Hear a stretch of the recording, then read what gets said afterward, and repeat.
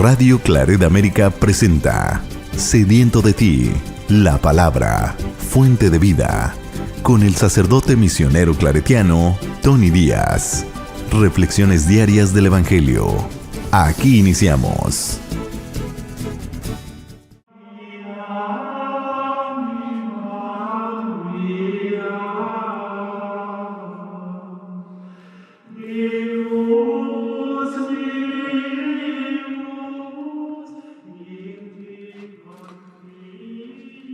Bienvenidos, hermanos, a nuestras reflexiones bíblicas de las lecturas del día. Hoy es martes de la sexta semana del tiempo ordinario.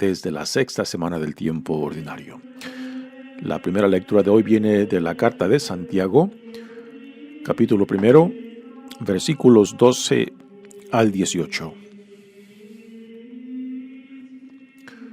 Hermanos, dichoso el hombre que sufre la tentación, porque después de superarla, recibirá en premio la corona de la vida, que Dios ha prometido a los que lo aman. Que nadie diga cuando sufre una tentación que es Dios el que lo tienta, porque Dios no puede ser tentado por el mal, ni pone Él mismo a nadie en tentación.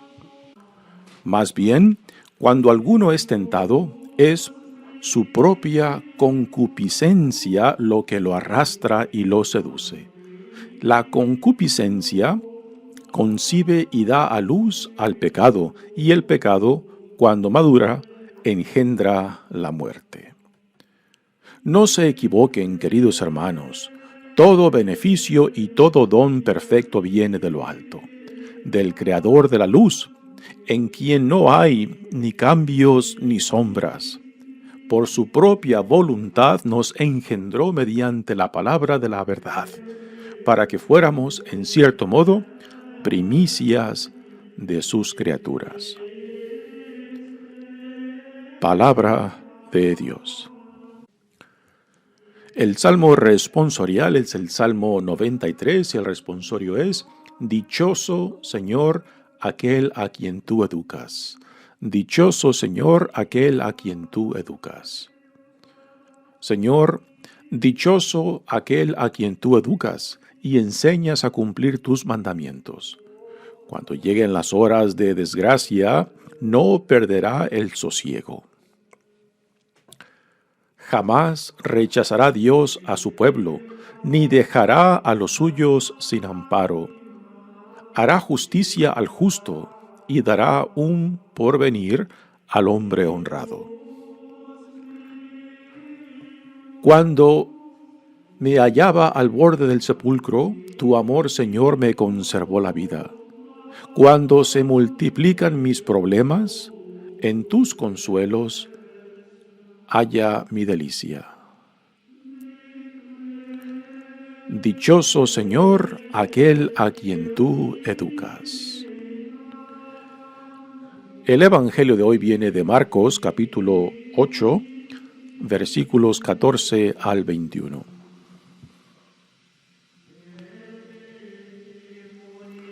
En aquel tiempo, cuando los discípulos iban con Jesús en la barca, se dieron cuenta de que se les había olvidado llevar pan. Solo tenían uno. Jesús les hizo esta advertencia: Fíjense bien y cuídense de la levadura de los fariseos y de la de Herodes.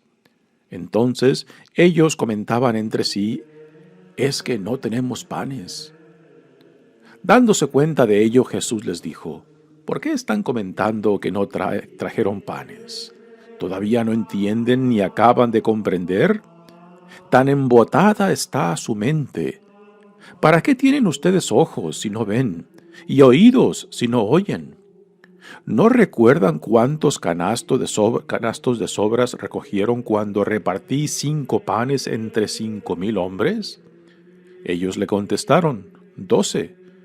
Y Jesús añadió: ¿y cuántos canastos de sobras recogieron cuando repartí 7 panes entre 4,000? Le respondieron ellos: 7. Entonces él dijo: ¿y todavía no acaban de comprender? Palabra del Señor. Muy bien, demos comienzo a nuestra reflexión de las lecturas de hoy. Continuamos leyendo la carta de Santiago y por las siguientes 2 semanas la primera lectura saldrá de esta carta. En esta primera lectura tenemos un tema muy interesante que está también conectado con los evangelios mismos, particularmente con las enseñanzas de las bienaventuranzas, pues prácticamente el principio de esta lectura es una bienaventuranza que también la encontramos en los labios de Jesús, particularmente en los evangelios de Marcos, de Mateo y Lucas, cuando Jesús dice: bienaventurados los que sufren por causa del evangelio. Pues aquí Santiago la repite, esta bienaventuranza, con palabras un poco diferentes, pero es el mismo tema. Dice: hermanos, dichoso el hombre que sufre la tentación.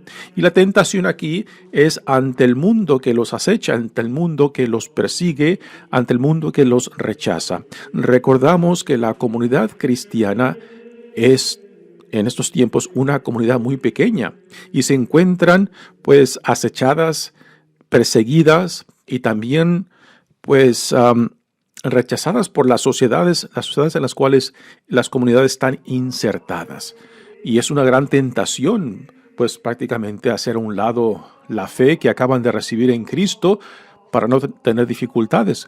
Por eso dice Santiago: dichoso el hombre, también podemos decir la mujer o la persona que sufre la tentación, porque después de superarla, recibirá en premio la corona de la vida.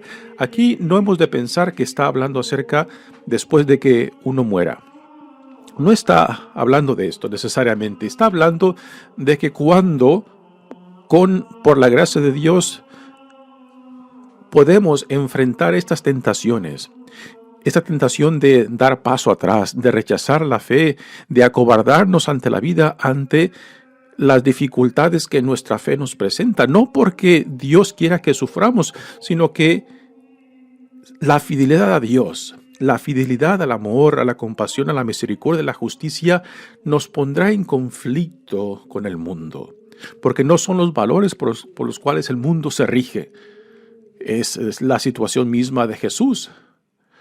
Jesús no buscaba el sufrimiento por el sufrimiento. El sufrimiento le vino porque Él estaba plenamente identificado con la voluntad del Padre, con la visión del reino que Dios en Jesucristo estaba inaugurando.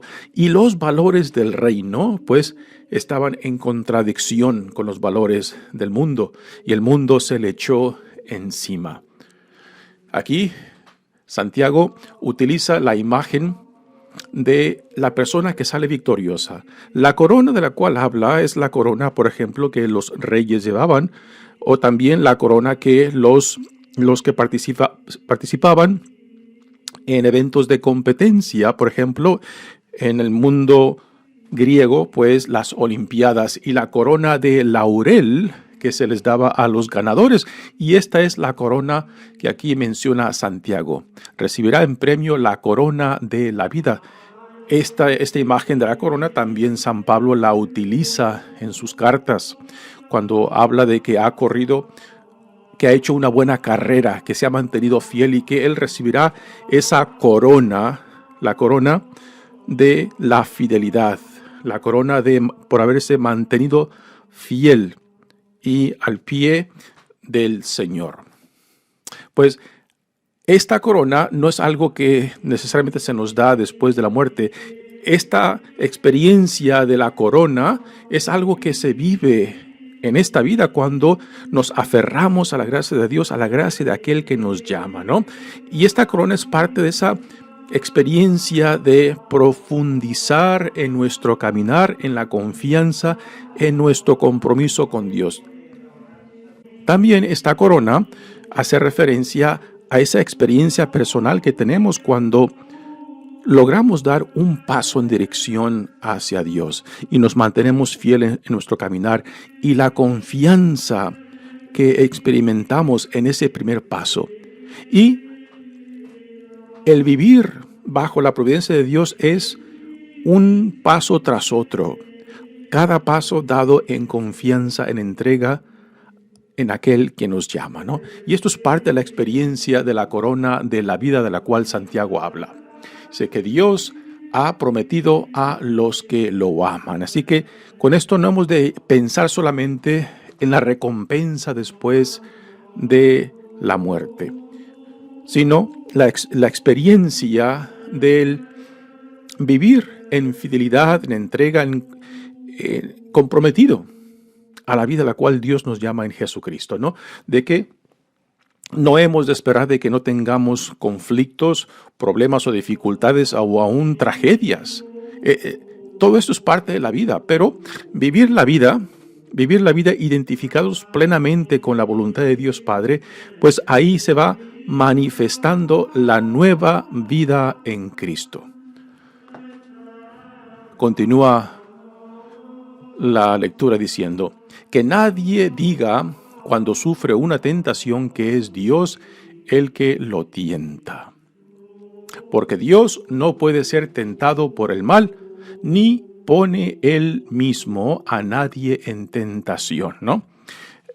Hay cierta tendencia de querer culpar tanto a Dios, que nos pone a prueba, o también de culpar al demonio, al diablo que nos tienta. Y aquí Santiago está hablando de algo más fundamental, algo que yo creo que la mayoría de nosotros conocemos, de que la tentación está basada en nuestras deficiencias, en nuestras debilidades, en nuestras tentaciones que están en contradicción de la voluntad de Dios Padre.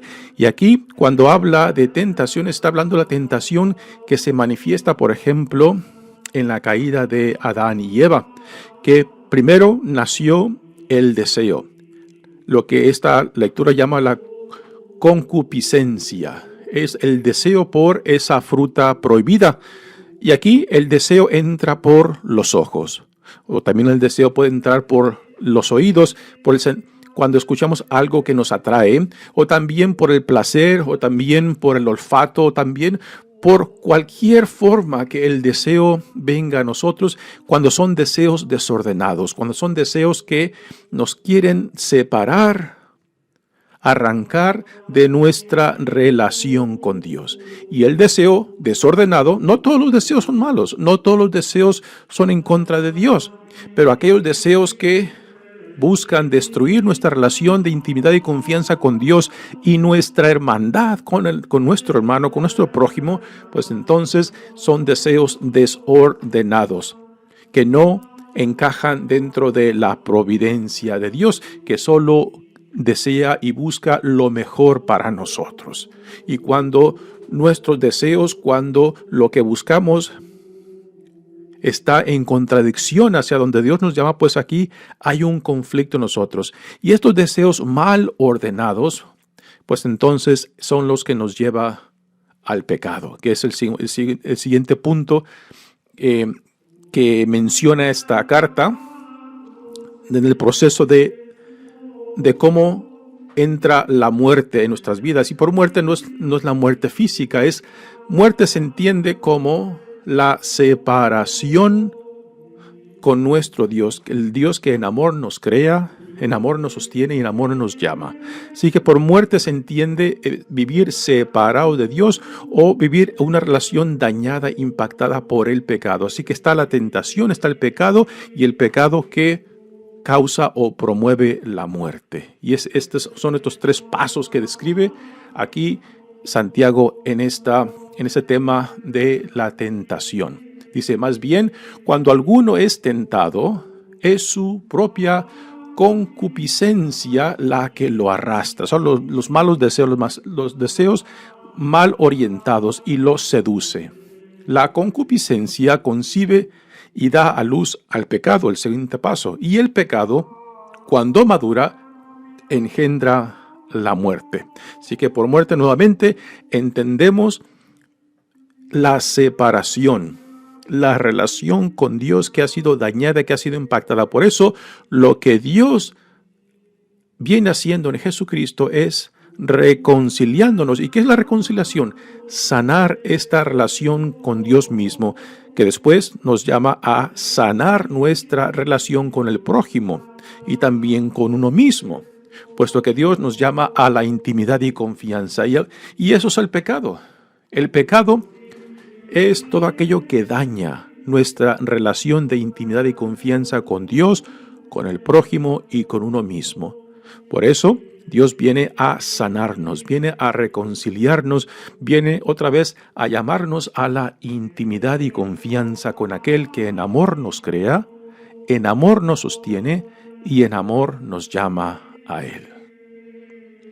Aquí también, aunque no hace referencia explícita, hace referencia a lo que el libro de Génesis nos describe en cómo entra el pecado en la creación, puesto que cuando Dios crea al hombre y a la mujer, ahí no existe el pecado en esa narración de la creación. Todo cuanto Dios ha creado es bueno. Y el pecado y la muerte entra cuando Adán y Eva pues se dejan llevar por ese deseo desordenado que los lleva a la desobediencia, que es el pecado. Y por medio del pecado, la muerte, que es la separación cuando Adán y Eva fueron expulsados del paraíso, ¿no? Así, esa es la imagen que nos pinta el libro de Génesis de cómo el pecado entra y las consecuencias de ese pecado, pero Dios en Jesucristo busca reconciliarnos, sanarnos y regresarnos a esa relación de intimidad y confianza que teníamos con Él en la creación. Y esto es lo que Dios en Jesucristo nos ofrece. Siempre y cuando nos dejemos atraer, nos dejemos iluminar, nos dejemos transformar por su gracia, para ser plenamente reconciliados y así poder restablecer esa relación de intimidad y confianza con Dios, que después nos tiene que llevar a la reconciliación, a la hermandad, a la solidaridad con el prójimo. Y también para respetar, para honrar nuestra propia dignidad e identidad como hijos e hijas amados de Dios. Continúa la lectura diciendo: no se equivoquen, queridos hermanos, todo beneficio y todo don perfecto viene de lo alto. O sea, Dios no está ahí simplemente para tentarnos. Dios quiere lo mejor para nosotros. Es el deseo profundo de Dios, nuestra plenitud en la vida para la cual Él nos ha creado. Y solamente lo bueno puede venir de Dios. Todo aquello que se opone a la plenitud de la vida para la cual hemos sido creados, todo aquello que nos roba esta dignidad, todo aquello que nos esclaviza, pues es aquello que está opuesto al deseo profundo de Dios para con sus hijos y sus hijas, para toda la creación. Todo beneficio y todo don perfecto viene de lo alto, del Creador de la luz, en quien no hay ni cambios ni sombras. Por su propia voluntad nos engendró mediante la palabra de la verdad. Este es un pensamiento que también lo encontramos en la primera carta de Juan, cuando dice que no hemos nacido en el Espíritu de Dios o de Jesucristo por iniciativa nuestra o por el deseo nuestro, sino por la iniciativa de Dios en Jesucristo. Es Dios quien nos llama a la nueva vida en Cristo. Y aquí entra esta idea del renacer, de ser una nueva persona en Cristo, ¿no? Aquí entra también el concepto del antes y después de Cristo, ¿no? Cuando no se ha vivido esta experiencia del antes de Cristo y después de Cristo, pues podemos decir de que tal persona no ha vivido una conversión. Y la conversión no es algo que ocurra solamente una vez en la vida. La conversión es un proceso de vida en la cual Dios constantemente nos llama para ir profundizando, para ser cada vez más transparentes, para que lleguemos un día a decir lo que Pablo dice en su carta, de que ya no soy yo quien vive, sino que Cristo quien vive en mí, ¿no?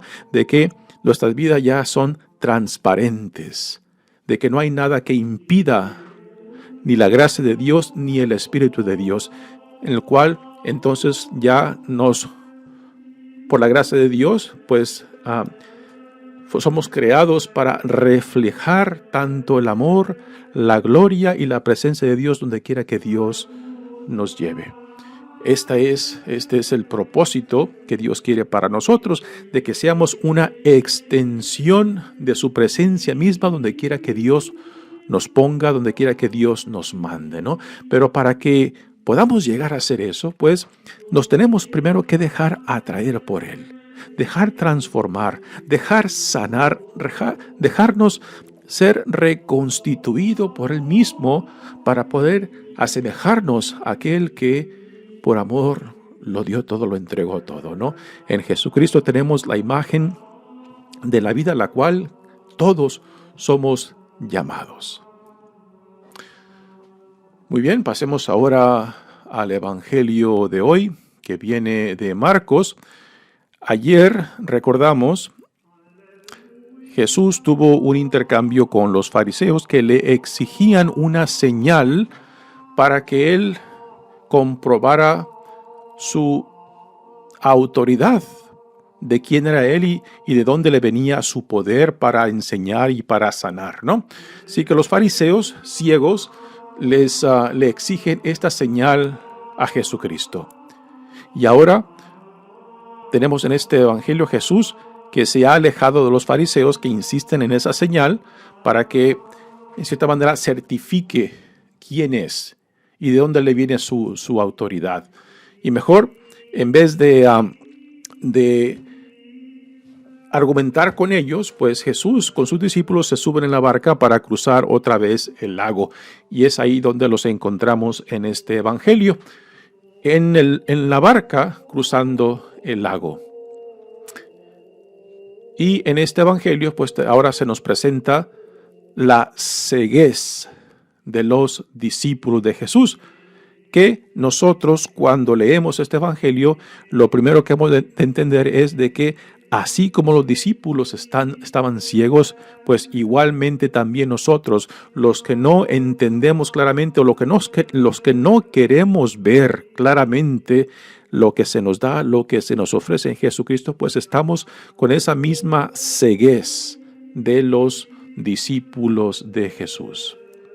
Dice, en aquel tiempo, cuando los discípulos iban con Jesús en la barca, se dieron cuenta de que se les había olvidado llevar pan. Así que Jesús con sus discípulos andan por la región de Galilea y tienen que llevar pues alimento con ellos. Se solo tenían un solo pan. Jesús les hizo esta advertencia.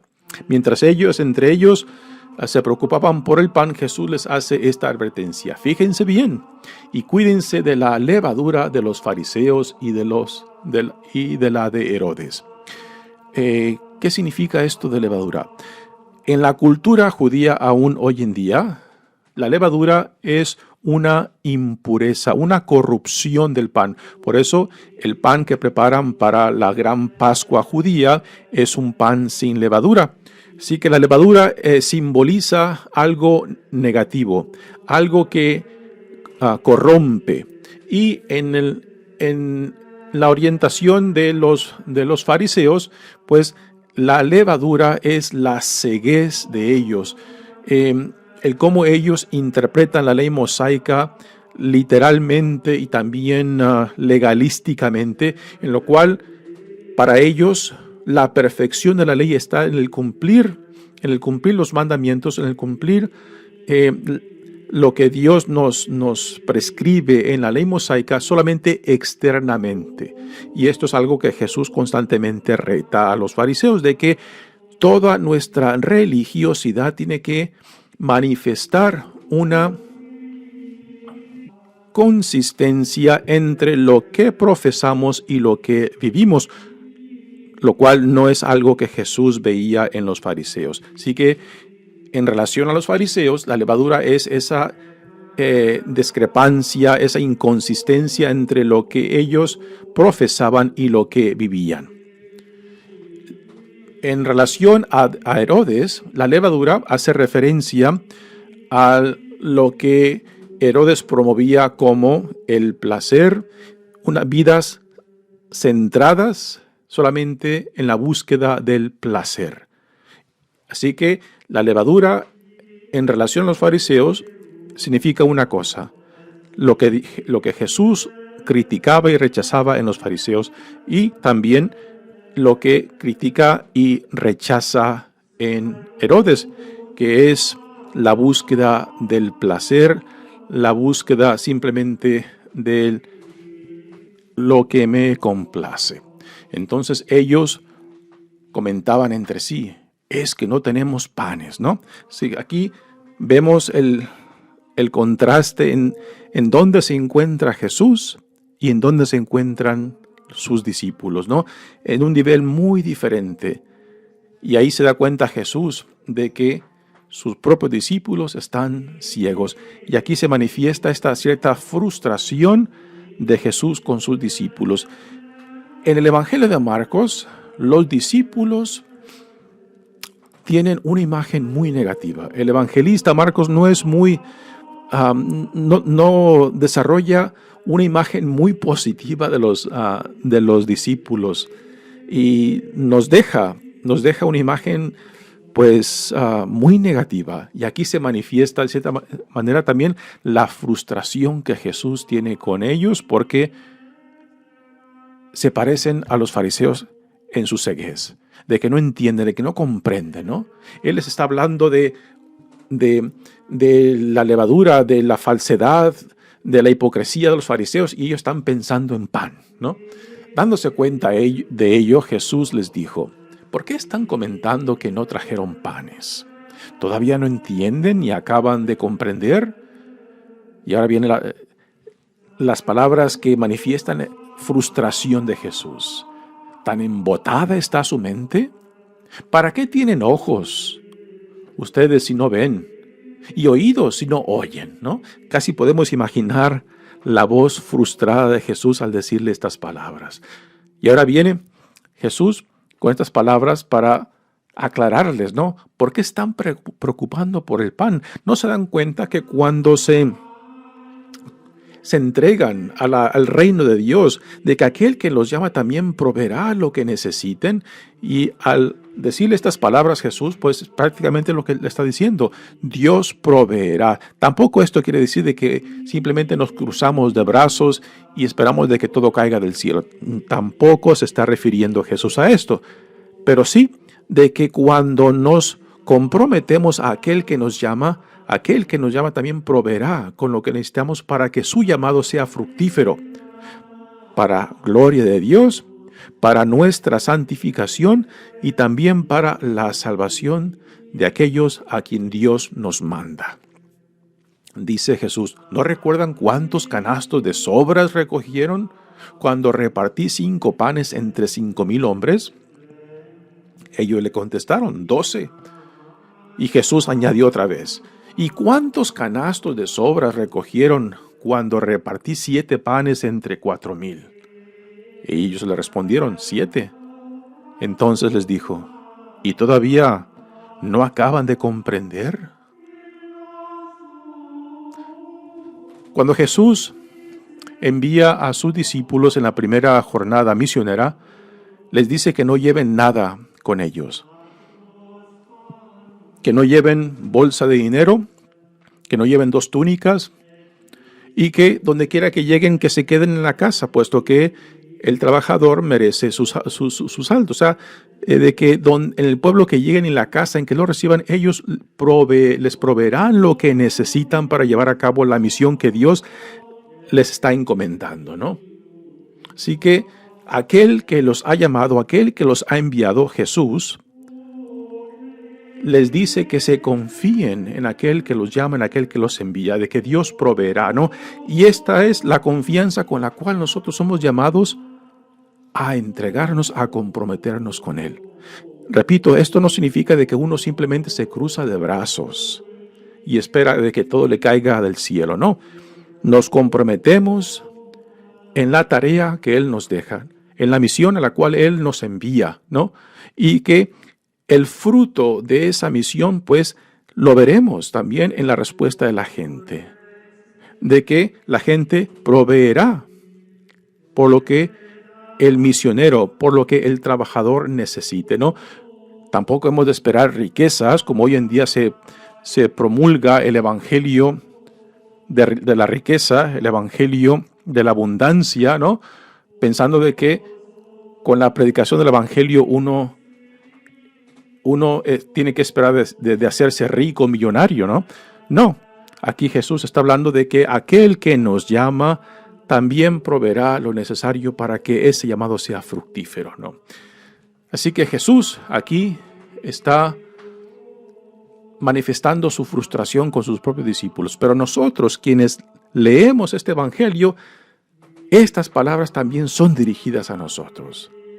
Porque también cuando no estamos plenamente identificados tanto con el evangelio como con el reino de Dios, pues también manifestamos esa misma ceguez, esa misma dureza de corazón, porque aún estamos buscando nuestros propios intereses. Aún vamos en busca de lo que yo quiero y no necesariamente a lo que Dios nos llama. Un evangelio que yo creo que tiene mucho que cuestionarnos. Un evangelio que tiene mucho para que aclaremos qué es lo que buscamos cuando vamos en busca de Cristo, cuando vamos detrás de Cristo. ¿Busco simplemente mis intereses o busco verdaderamente identificarme con la visión del reino y ser fiel al llamado, a la vocación para la cual Dios me llama? Y por vocación y misión no siempre estamos hablando de curas y monjas, no. Hay una diversidad de vocaciones dentro de la iglesia, dentro del reino, ¿no? Pero donde quiera que Dios nos ponga, donde quiera que Dios nos llame, ahí hemos de dar frutos del reino para la gloria de Dios, para nuestra santificación y la salvación de todos aquellos que en Dios ponga en nuestras vidas. Mi nombre es Padre Tony Díaz, misionero claretiano. Que Dios los bendiga. Radio Claret América presentó Sediento de ti, la palabra. Fuente de vida. Sus comentarios son importantes. Contáctenos en radioclaretamerica@gmail.com.